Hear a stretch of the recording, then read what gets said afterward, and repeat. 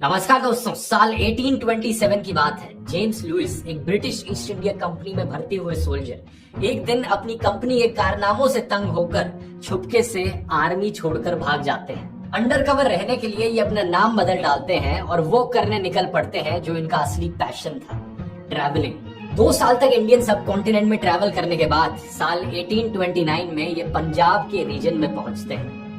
यहाँ इन्हें एक अनजान प्राचीन शहर के खंडर मिलते हैं। इन्हें कोई आइडिया तक नहीं था कि ये रूइंस कितने पुराने हैं, किसके हैं, लेकिन क्योंकि इन्हें हिस्ट्री का बड़ा शौक था, ये डॉक्यूमेंट करने लग जाते हैं कि इन्हें क्या दिखा था। नोट्स लिखते हैं, ड्राइंग्स बनाते हैं। जेम्स लुइस के द्वारा बनाई गई ये ड्राइंग्स आप स्क्रीन पर देख सकते हैं। जेम्स लुइस इस बात से बेखबर थे कि इन्होंने एक्चुअली में हड़प्पा का प्राचीन शहर खोज निकाला था। इसके करीब 100 साल बाद 1920s में ही था कि दुनिया को और जानकारी पता चली इस एंशिएंट सिविलाइजेशन के बारे में। जॉन मार्शल को एएसआई का डायरेक्टर अपॉइंट किया गया और इंडियन आर्कियोलॉजिस्ट की मदद से उन्होंने हड़प्पा के इन खंडरों को सर्वे किया।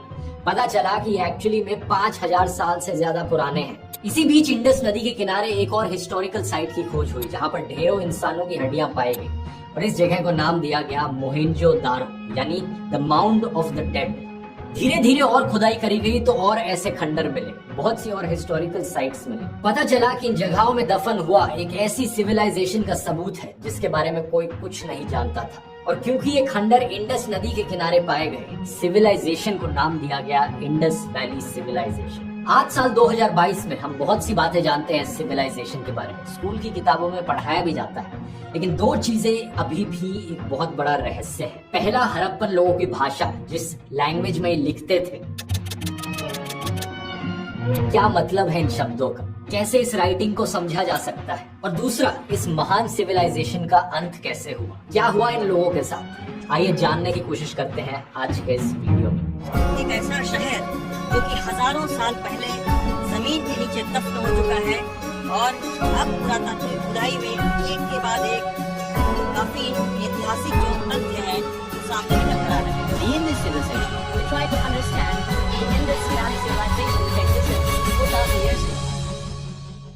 इंडस वैली सिविलाइजेशन दोस्तों एक ब्रॉन्ज एज सिविलाइजेशन थी जो आज के दिन के पाकिस्तान, अफगानिस्तान और नॉर्थ वेस्टर्न इंडिया में लोकेटेड थी। टोटल में अभी तक हमें 1400 से ज्यादा साइट्स मिल चुके हैं, जिनमें से 900 इंडिया में लाया करती है। इंडस वैली के बराबर उस जमाने में बहुत कम सिविलाइजेशंस थी जो इतनी पुरानी थी। गिनके 3-4 थी, इजिप्शियन, मेसोपोटामिया और चाइनीज।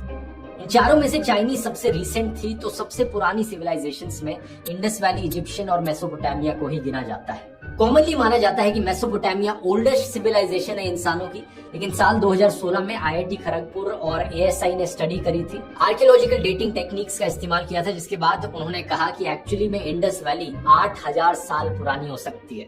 ऐसा एविडेंस पाया गया है कि फार्मिंग सेटलमेंट्स जो पहले करी गई थी वो 7000 बीसी में करी गई थी। आज के दिन की हरियाणा स्टेट में ये पाया गया है। उस समय में ज्यादा शहरों की डेवलपमेंट नहीं हुई थी, बस एग्रीकल्चर टूल्स पाए गए थे, पॉटरी होती हुई देखी गई थी। तो 7000 बीसी से 5500 बीसी तक का जो समय है, इसे प्री हड़प्पन फेज बुलाया जाता है। आर्कियोलॉजिस्ट का कहना है कि अर्बनाइजेशन की शुरुआत सिर्फ 5500 बीसी के बाद से हुई थी, जब पब्लिक बिल्डिंग्स बनाई गई और ट्रेड रूट्स बनाए गए।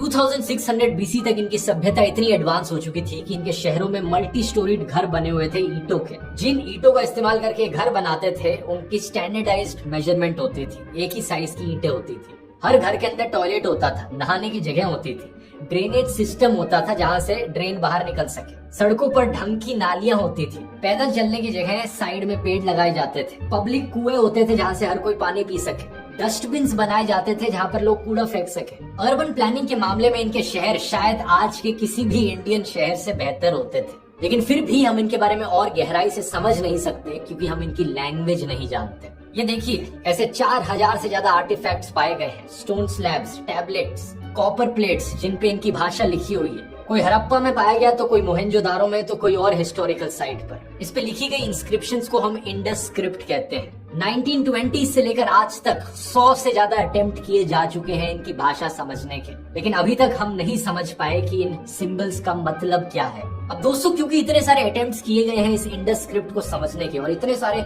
इंस्क्रिप्शंस हमारे पास अवेलेबल है, तो कुछ चीजें तो जरूर है जो हम शोर शॉर्ट कह सकते हैं। पहला, जब ये लोग अपनी भाषा को लिखते थे, ये लेफ्ट टू राइट लिखने की जगह राइट टू लेफ्ट लिखते थे। हम जैसे हिंदी और इंग्लिश लिखते हैं तो लेफ्ट से लिखना शुरू करते हैं, लेकिन अरबिक जैसी भाषाएं राइट टू लेफ्ट लिखी जाती हैं। ये इंडस स्क्रिप्ट भी राइट टू लेफ्ट लिखी जाती है। ये हमें कैसे पता चला?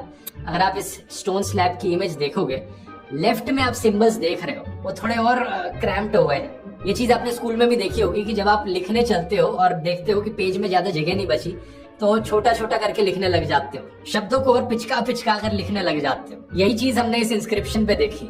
जिसने भी इंडस स्क्रिप्ट लिखी थी उनके साथ भी सेम चीज हुई और ये लेफ्ट साइड पर हुई, तो इसलिए हम कंक्लूड कर सकते हैं कि ये भाषा राइट टू लेफ्ट लिखी जाती है। दूसरा, ये देखा गया कि जहां जहां ये राइटिंग पाई गई है, हमेशा ऊपर कुछ इंडस स्क्रिप्ट में टेक्स्ट लिखा जाता था और लिखने के नीचे कोई एक बड़ा सिंबल बनाया जाता था किसी जानवर का। ये जानवर राइनोसोरस हो सकता था, हाथी हो सकता था, टाइगर हो सकता था, बुल हो सकता था, लेकिन सबसे कॉमनली दिखने वाला जानवर जो इन स्टोन स्लैब्स में पाया गया वो एक्चुअली में एक यूनिकॉर्न जैसा क्रीचर था, जो शायद रियलिटी में एग्जिस्ट भी नहीं करता। लेकिन सवाल यहाँ पर ये कि क्या रीजन हो सकता है कि इन्होंने लिखा कुछ और उसके नीचे हमेशा एक बड़ा सा जानवर बनाया। तीसरी चीज, ये फोटो देखकर आपको लग रहा होगा कि जहां पर हमें राइटिंग पाई गई है ये बड़ी बड़े स्टोन के पत्थर होंगे, लेकिन एक्चुअली में ये बहुत ही छोटे से 2.5 से 5 स्क्वायर सेंटीमीटर के स्टोन के ये सील्स हैं, तो कोई इतनी बड़ी जगह नहीं है जहां पर ये टेक्स्ट लिखा गया है। चौथी चीज, हिस्टोरियंस ने क्या किया कि जितने भी साइंस और सिंबल्स इन्हें इंडस स्क्रिप्ट में दिखे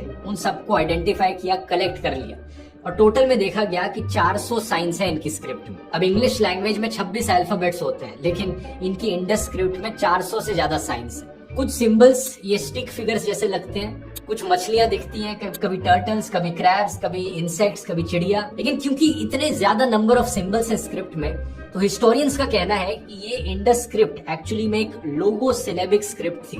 लोगो सिलेबिक का मतलब है कि यहाँ पर सिंबल्स का इस्तेमाल किया गया है एक शब्द और एक साउंड को एक्सप्रेस करने के लिए। एग्जाम्पल से समझाता हूँ। जो इजिप्शियन हायरोग्लिफ्स है, जो इजिप्शियन सिंबल्स आपने देखे होंगे, ये इजिप्शियन सिविलाइजेशन के टाइम के हैं। इंटरेस्टिंग बात यह है दोस्तों कि हिस्टोरियंस एक्चुअली में इस भाषा को समझ चुके हैं। तो unlike the Indus script, historians आज के दिन जानते हैं कि इजिप्शियन भाषा में एग्जैक्टली किस सिंबल का क्या मतलब है। और ये भाषा भी कुछ ऐसी ही है कि एक सिंबल जो है वो एक साउंड को रिप्रेजेंट करता है। फॉर एग्जाम्पल, ये जो वल्चर का सिंबल है ये आ साउंड को रिप्रेजेंट करता है। ये जो पैर का सिंबल है ये ब साउंड को रिप्रेजेंट करता है। सिमिलरली सारे साउंड्स की आपको ट्रांसलेशन यहाँ पर मिल जाएगी और इसको देखकर आप अपने नाम को इजिप्शियन हायरोग्लिफ्स में भी लिख सकते हैं, है ना? काफी इंटरेस्टिंग चीज। अब बात यह है दोस्तों कि इजिप्शियन भाषा हम इसलिए समझ पाए क्योंकि आज से करीब 200 साल पहले आर्कियोलॉजिस्ट ने खुदाई करी और उन्हें एक बड़ा पत्थर मिला, एक ऐसा पत्थर जिस पर इजिप्शियन हायरोग्लिफ्स में कुछ लिखा हुआ था और उस पत्थर पर नीचे सेम चीज एंशिएंट ग्रीक भाषा में लिखी हुई थी।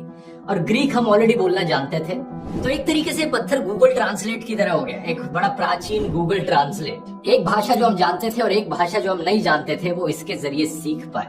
इस पत्थर को वैसे रोजेटा स्टोन करके पुकारा जाता है और बाद में जाकर आर्कियोलॉजिस्ट को ऐसे कई और पत्थर मिले, स्क्रिप्ट्स मिली जहां पर दो भाषाएं एक जगह पर लिख रखी। अब प्रॉब्लम यह है दोस्तों कि इंडस स्क्रिप्ट के लिए ऐसा कोई भी पत्थर या रोजेटा स्टोन नहीं मिला है, तो हमारे पास कोई बेस ही नहीं है किसी और भाषा से कंपेयर करने के लिए जिससे कि हम सीख पाए। खुद से इमेजिन करना कि इन शब्दों का, इन सिंबल्स का मतलब क्या है, ये बहुत ही मुश्किल काम है। खुद ही सोचकर देखो, अगर आपको मैं कहूँ यहाँ पर चाइनीज लिख दूं और आपको कहूँ, मान लो चाइनीज का कोई ट्रांसलेशन आपके पास अवेलेबल नहीं है, आप जानते भी नहीं कि चाइनीज जैसी कोई भाषा होती है, और चाइनीज के सिंबल्स को आपको ट्रांसलेट करने को कहूँ, क्या आप कर पाएंगे इन्हें ट्रांसलेट? नेक्स्ट टू इम्पॉसिबल है। लेकिन फिर भी कुछ पैटर्न्स हैं जो हिस्टोरियंस ने डिस्कवर किए इस इंडस भाषा में। इंग्लिश लैंग्वेज में अगर मैं आपसे कहूँ, आप मुझे एक ऐसा वर्ड बताओ जो W से शुरू होता हो। आप कहोगे वेदर, वायर, वाटरमेलन, वाटर, बहुत सारे वर्ड्स हैं जो W से शुरू होते हैं। लेकिन अगर मैं आपसे कहूँ दोस्तों, मुझे एक ऐसा वर्ड बताओ इंग्लिश लैंग्वेज में जो WZ से शुरू होता हो। कोई शब्द आ रहा है आपके दिमाग में? या फिर कोई ऐसा वर्ड बताओ जो WQ से शुरू होता? नहीं सोच सकते, क्योंकि ऐसा कोई वर्ड ही एग्जिस्ट नहीं करता इंग्लिश लैंग्वेज में, क्योंकि हर लैंग्वेज में कुछ पैटर्न्स होते हैं। इंग्लिश लैंग्वेज में 26 अल्फाबेट्स हैं, उन्हें सर्टन कॉम्बिनेशंस में यूज किया जाता है कुछ पैटर्न्स के साथ। इसका मतलब ये है कि इंग्लिश में आपको WI WA से शुरू होने वाले बहुत से वर्ड मिल जाएंगे, लेकिन WZ WQ से शुरू होने वाला कोई वर्ड नहीं मिलेगा। सिमिलरली इंडस स्क्रिप्ट में भी कुछ सिंबल्स हैं जो कुछ और सिंबल्स के बाद आते हैं हमेशा। जैसे कि जब भी ये डायमंड शेप का सिंबल इस्तेमाल किया जाता है, इसके बाद हमेशा एक सिंबल आता है जिसमें 2 पैरेलल लाइनें लगी होंगी, लेकिन कभी भी इसके बाद ये स्टिक फिगर वाला सिंबल नहीं आता।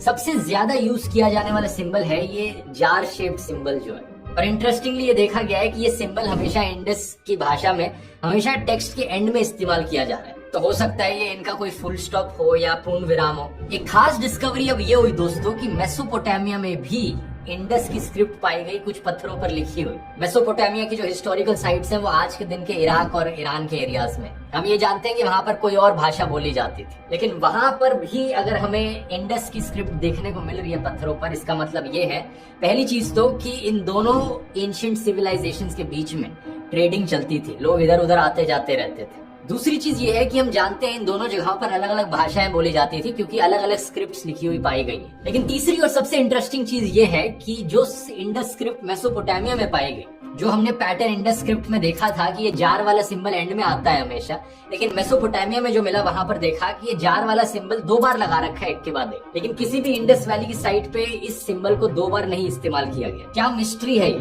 क्या रीजन हो सकता है इसके पीछे? हिस्टोरियंस का कहना है इसके पीछे रीजन है कि एक्चुअली में मेसोपोटामिया में रहने वाले लोग इंडस स्क्रिप्ट का इस्तेमाल कर रहे थे अपनी भाषा को लिखने के लिए। थोड़ा कंफ्यूजिंग लग रहा है ये सब समझना, तो एक और एग्जांपल से समझाता हूँ। हम हिंदी को लिखते हैं देवनागरी स्क्रिप्ट में, ये जो क ख ग वाली स्क्रिप्ट है। इंग्लिश को हम लिखते हैं लैटिन स्क्रिप्ट में, ये ABCD जो होता है, इसे हम लैटिन स्क्रिप्ट कहते हैं क्योंकि जर्मन फ्रेंच जैसी भाषाएं भी लैटिन स्क्रिप्ट में लिखी जाती है। ABCD करके लिखा जाता है जर्मन फ्रेंच को भी। तो बोलने की भाषा अलग है, लिखने की स्क्रिप्ट अलग चीज है। अक्सर दोनों के बीच में पेयर बना रहता है यहाँ पर, लेकिन क्या आप इमेजिन कर सकते हो हिंदी भाषा को लैटिन स्क्रिप्ट में लिखना? कोई इतना इमेजिन करने की जरूरत नहीं है क्योंकि आज के दिन हर कोई करता है। क्या कर रहे हो? अगर हम इस हिंदी फ्रेज को इंग्लिश की लैटिन स्क्रिप्ट में लिखेंगे तो क्या को हम KYA करके लिखेंगे। अगर हम ऐसा कर रहे हैं तो इसका मतलब है कि हम हिंदी भाषा को लैटिन स्क्रिप्ट में लिखने लग रहे हैं, लेकिन लैंग्वेज वही है। तो हिस्टोरियंस का मानना है कि सेम चीज एक्चुअली में मेसोपोटामियंस ने करी इंडस स्क्रिप्ट को लेकर। उन्होंने अपनी भाषा इंडस स्क्रिप्ट में लिखी, तभी कुछ ऐसे पैटर्न्स देखने को मिले जो इंडस स्क्रिप्ट में नहीं दिखते। अगर आप हिंदी फ्रेज आराम कर रहा हूँ को लैटिन स्क्रिप्ट में लिखना चाहोगे तो आराम शब्द को आप 2 A लगाकर लिखोगे, AARAM। तो शुरू में आपने 2 A के लेटर्स लगा दिए, लेकिन इंग्लिश में कभी ऐसा होता नहीं है। इंग्लिश में कोई भी ऐसा वर्ड नहीं है जो 2 डबल A से शुरू होता हो। समझ रहे हो ना? इसका मतलब ये हुआ कि हमने पैटर्न चेंज कर दिया है लिखित भाषा का। अच्छा, लैंग्वेज से हटकर अगर इंडस वैली के शहरों की बात करें तो वहां पर भी एक बड़ा इंटरेस्टिंग पैटर्न दिखता है। जितने भी शहर पाए गए हैं इंडस वैली सिविलाइजेशन के, वो सब में सिमिलर पैटर्न देखने को मिल रहा है। हर शहर के 2 बड़े हिस्से हैं। पहला है एक लोअर माउंट जो बनाया गया है, जिसके बाद चारों तरफ एक बाउंड्री वॉल है, और दूसरा है इस एरिया के अंदर बना हुआ एक किला जो थोड़ा ऊपर उठकर बना है हायर माउंट पर। ये किला यूजुअली वेस्ट साइड पर होता था हर शहर के। इसकी अपनी दीवारें थी और नीचे वाले एरिया की अपनी दीवारें थी। इस किले में सारी इंपॉर्टेंट पब्लिक स्पेसेस होती थी शहर की, जैसे कि मार्केट प्लेस हो गया, वर्कशॉप्स हो गए, या फिर किसी से मिलना हो यहाँ पर होता था। और जो 2 लेयर थी दीवारों की, दीवारें लगाने के पीछे पर्पस था वाइल्ड एनिमल्स को दूर रखना और इसके अलावा फ्लड्स होने से बचाना। अगर नदी का पानी ज्यादा हो जाए तो शहर में फ्लड्स ना आए, क्योंकि उस समय इंसानों से कोई इतना बड़ा खतरा था नहीं, इतने इंसान ही नहीं थे दुनिया में उस टाइम पर। तो माना जाता है कि इस सिविलाइजेशन की कोई नेचुरल एनिमीज नहीं थे, तो चांसेस यही है कि कभी कोई इन्वेजन नहीं हुआ कहीं और से। इस शहर के स्ट्रक्चर को मोहेंजोदारो फिल्म में काफी अच्छे से डिस्क्राइब करने की कोशिश करी गई है, जो ऋतिक रोशन की फिल्म आई थी। इस पर मुझे लगता है काफी अच्छे तरीके से, हिस्टोरिकली एक्यूरेट तरीके से उन्होंने एक शहर को बना रखा है। वैसे मोहेंजोदारो शहर में जो सबसे आइकॉनिक अट्रैक्शन पाई गई है वो है द ग्रेट बाथ। एक बहुत बड़ा स्विमिंग पूल होता था, मल्टी स्टोरीड बाथ थी ये, 900 स्क्वायर फीट की, 2.4 मीटर्स डीप थी।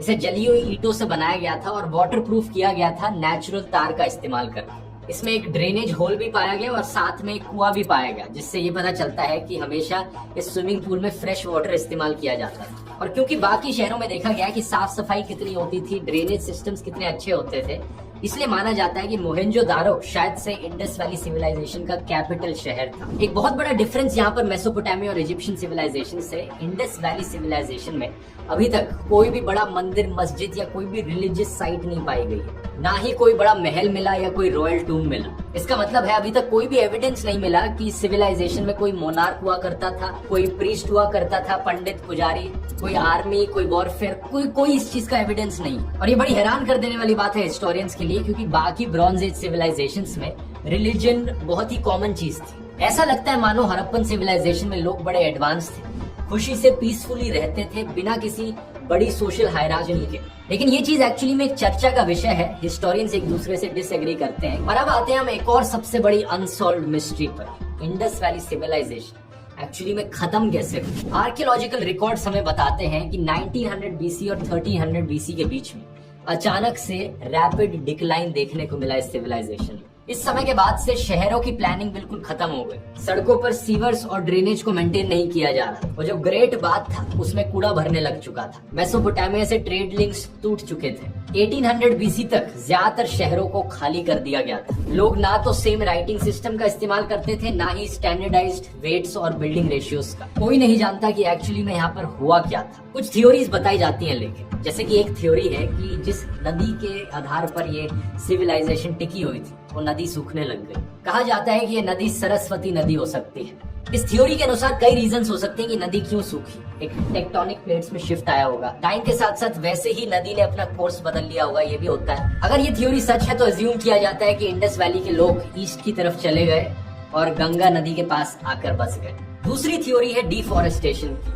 यहाँ रहने वाले लोगों ने इतना पेड़ों को काटा, इतना जंगल को खत्म कर दिया अपनी ईंटें बनाने के लिए और अपनी गाय भैंसों को चारा खिलाने के लिए घास खत्म कर दी। यहाँ से ग्रीनरी खत्म हो गई, जिसकी वजह से ये एरिया अनइनहेबिटेबल बन गया। तीसरी थ्योरी कहती है कि कोई भयानक बीमारी आई हो सकती है जिसने पॉपुलेशन को पूरी तरीके से वाइप आउट करके रख दिया, जैसे कि मलेरिया या कोलेरा। और ऐसी चीज होना एक्चुअली में काफी आम बात है। जब रेड प्लेग आया था तो हजारों सालों के बीच में पूरी की पूरी सिविलाइजेशंस खत्म हो जाती थी उसकी वजह से। ऐसी बहुत सी बीमारियां हो सकती हैं जिन्होंने 70-80% पॉपुलेशन को खत्म करके रख दिया। अब इनमें से कारण कोई भी हो, एक चीज जरूर आज के दिन हम जानते हैं कि 600 बीसी के बाद ये सिविलाइजेशन कंप्लीटली खत्म हो गई। एक ऐसी सभ्यता जो हजारों सालों के लिए, लिटरली सोचकर देखिए, कम से कम 5000 साल तक ये सिविलाइजेशन टिकी रही थी। इतने लंबे समय तक तो हमारी आज की सिविलाइजेशन भी नहीं टिकी हुई है। 5000 साल तक टिके रहने के बाद इसका द एंड हो गया। और इन अनोखे लोगों को हमने हमेशा के लिए खो दिया। टाइम के साथ साथ ये सेटलमेंट्स जमीन में दफन हो गए और इनके ऊपर नए शहर बने, नई सिविलाइजेशंस निकल कर आई। और ऐसे ही 1000 सालों बाद जाकर जेम्स लुइस ने इस इंडस वैली सिविलाइजेशन की दोबारा से खोज करी। वीडियो पसंद आया, यहाँ पर क्लिक करके और ऐसे ही इंफॉर्मेटिव वीडियोस देख सकते हो सिमिलर टॉपिक्स पर। बहुत बहुत धन्यवाद।